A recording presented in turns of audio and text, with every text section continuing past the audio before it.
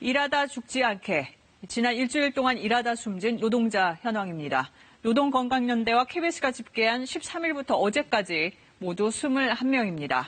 하루 평균 3명이 또 가족의 품으로 돌아가지 못했습니다. 요즘 특히 노동자의 안전을 위협하는 것 바로 폭염입니다.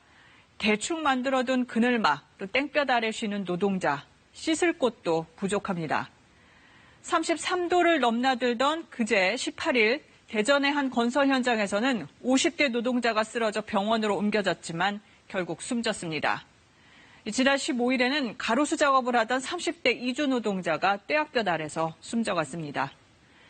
최근 5년 동안 폭염 속 온열 질환으로 숨진 노동자만 27명, 시원한 물을 규칙적으로 마실 수 있게 하고 바람 통하는 충분한 그늘을 제공하고 시간당 10분 이상 쉴 수 있도록 한 지침만 잘 지켜도 소중한 생명 구할 수 있다는 것 아직도 모르는 걸까요?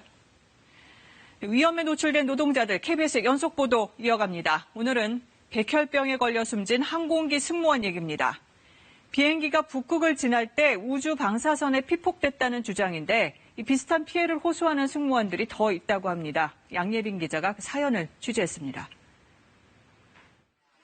대한항공 승무원으로 일하던 아내. 6년 차였던 2015년 백혈병 진단을 받았습니다.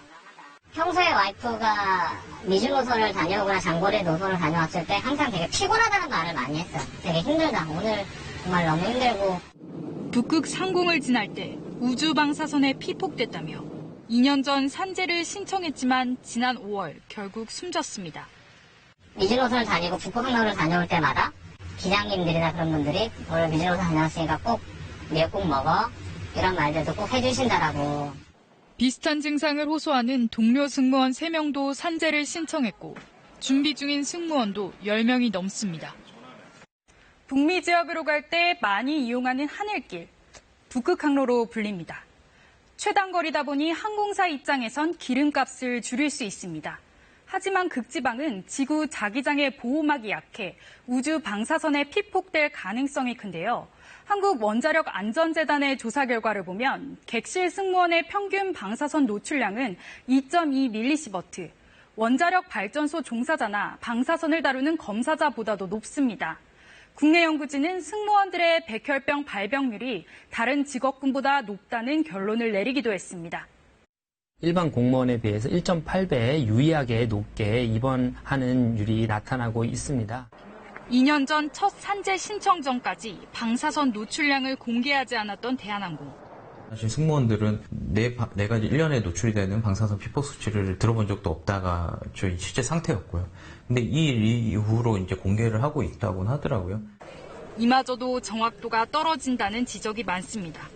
은하 우주 방사선만을 고려한 모델이기 때문에 실제로 피폭되는 방사선 피폭량보다 과소 추정할 가능성이 있습니다.